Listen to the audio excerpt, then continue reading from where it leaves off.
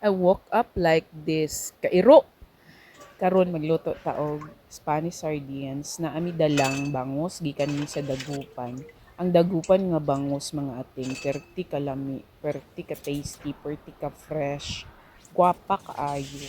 Mo na siya gikan mi og dagupan nagdalamig bangus. So try na ko karon first time na ko magluto og Spanish sardines. So, tungod kay dako kaayo nga ko ang pressure cooker, i-try na ko siya lutuon sa kaldero siguro.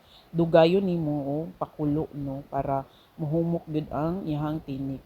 Nag-prepare na ko diri og ahos ug uban pang mga gulay. Perti ka mahal ang gulay karon sa palengke ug sa market mga ating sus makuyapan lagi ka sa presyo sa mga gulay. Kining carrots mga 40 pesos na ni siya. Perti gagmay kaayo, mahal lagi kaayo ang gulay. Og kinahanglan siguro mananom na lang tag gulay ani kay mahal kaayo. So i-assemble na nako karon ang ato ang bangus, ipailawom nako tong mga dili nindot na cut sa carrots, ug ilalom nato ang ulo ug ang buntot para mo na siya una mahumok.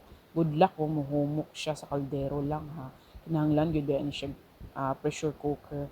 So ipaibabaw nato ang mga tiyan sa bangus para nindot ang awon og safe siya dili siya madugmok. So dili na nimo siya hilabtan, imo lang na siyang pakuluan og dugay. Siguro maabot ni siya mga 4 hours pakulo nako. Butang na nato diha nga ron ang ahos ug ang carrots, imo na siyang isabay, imo na siyang i-design ang carrots para nindot tan-awon ang imuhang Spanish sardines. Siguro kung sa pressure cooker ni siya 2 hours lang ni pero sa kaldero feeling nako magmabot og 4 to 5 hours pero i-try lang nato.